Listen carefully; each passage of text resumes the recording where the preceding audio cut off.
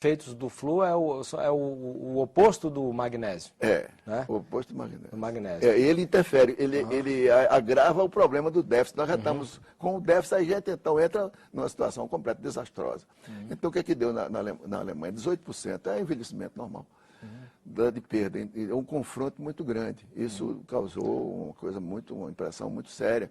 Então as pessoas aqui, a gente fica enganado. E o ideal que nós fazemos é o seguinte: não consumir água, nós recomendamos não consumir água, não fazer a comida, que entra mais o flúor em que situação? Quando se faz a comida. Comida, por exemplo, faz a comida com a água comum, fluoretada, ele passa pelo filtro comum. Só o filtro de osmose reversa que ele não passa. O senhor fala também no seu livro a questão da associação do magnésio com outros minerais. Sim. O cálcio, por exemplo. Sim. Quais os minerais que devem ser associados ao magnésio? O magnésio regula o cálcio. Regula o cálcio? Regula o cálcio. A quantidade necessária. Ele é regulador, ele é o estabilizador e com eles têm ações que fazem um efeito benéfico. Esse casamento gera que efeito benéfico? Construção, digamos, se eu fazer um muro, o senhor coloca os tijolos, mas precisa da argamassa. A argamassa é o magnésio, os tijolos é o cálcio. E outros minerais também são essenciais no processo, é um processo mais complexo. Vitamina K, boro, isso é um conjunto. Então, o magnésio desempenha um papel chave, como ele disse, é o maestro da orquestra. Os outros são figurantes, mas tem que ter, sem o magnésio não tem energia. Não tem as enzimas para fechar o complexo. Então a gente precisa saber mais esse aspecto para diminuir o déficit que existe na grande parte das pessoas. A pessoa dorme mal e tal. Quer dizer, o déficit de magnésio, vamos retomar aqui o fio da meada. O déficit de magnésio pode provocar o ataque cardíaco, insônia, ataque cardíaco, Alzheimer. Alzheimer, ele também participa do processo. Participa porque é um processo mais complexo. Tem que mais doenças há a carência do flúor? Por exemplo, diabetes, agrava também quando o magnésio está baixo. Nós tendemos, com a alimentação nossa, com excesso de carboidratos e tudo, a diminuir a nossa insulina, ficar com dificuldade. Há uma resistência insulínica. O magnésio, aumentando a ingestão dele, ele aumenta a sensibilidade, ele torna a insulina mais acessível e a colocação, o trabalho da insulina é mais bem feito, ele coloca a glicose dentro da célula. Eu queria que a gente fechasse um pouco para dar uma orientação para o telespectador, questão de hábitos. Que hábitos ele deve evitar que reduza, que vá estragar esse equilíbrio mineral no corpo humano? Que hábitos, por exemplo? Hábitos, por exemplo, beber sem ter o reparo, como ele falou, tem que ter um magnésio no meio da história. Não abusar de bebida, porque pode dar o problema. Bebida alcoólica, o senhor fala. Bebida alcoólica. Refrigerantes também. Moderar os refrigerantes, sobretudo os de tipo cola, porque gasta, altera o sistema, né?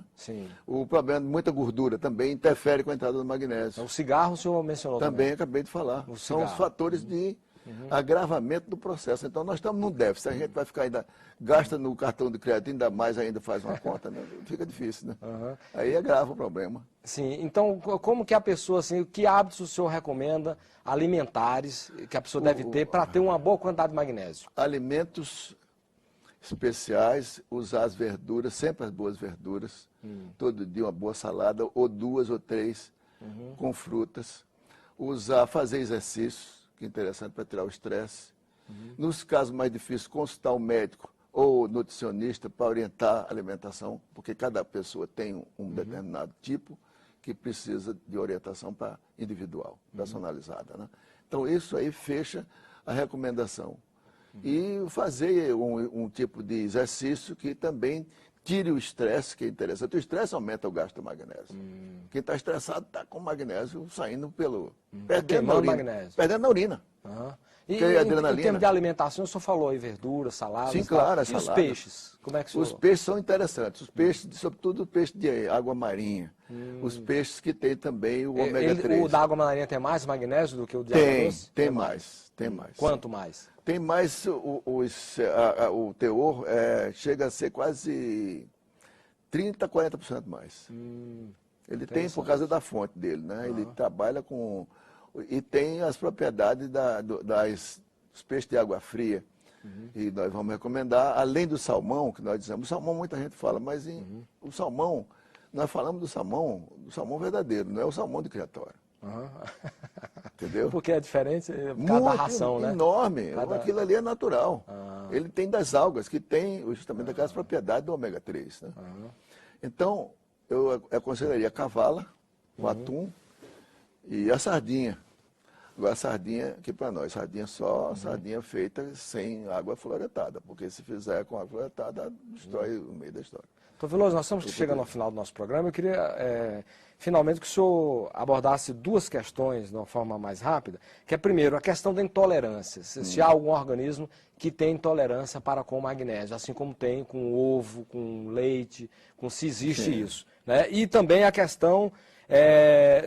por que não entra o magnésio tão importante? Por que ele não entra na questão dos fertilizantes, que usa o nitrogênio, fósforo e potássio? Por que não usa magnésio? Eu vi nos congressos que participei, inclusive a aplicação do magnésio dentro da aspersão diretamente nas folhas de sulfato de magnésio, na folha de tomate para produzir melhor qualidade.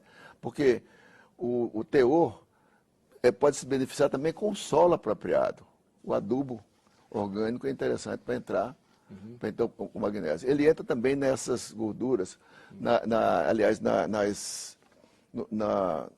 nos adubos nitrogenados, porque ele é magnésio dependente daquela reação de concentrar nitrogênio, de fazer a composição para melhorar a qualidade da produção agrícola. Quer dizer, isso aí já é uma coisa que está se abrindo na ciência, o uso do magnésio também como um fertilizante. Existe na nossa área, na Associação Internacional de Pesquisa do Magnésio, a Société Internationale de Recherche de Magnesium, sediada em Paris, eu conheci muitos agrônomos.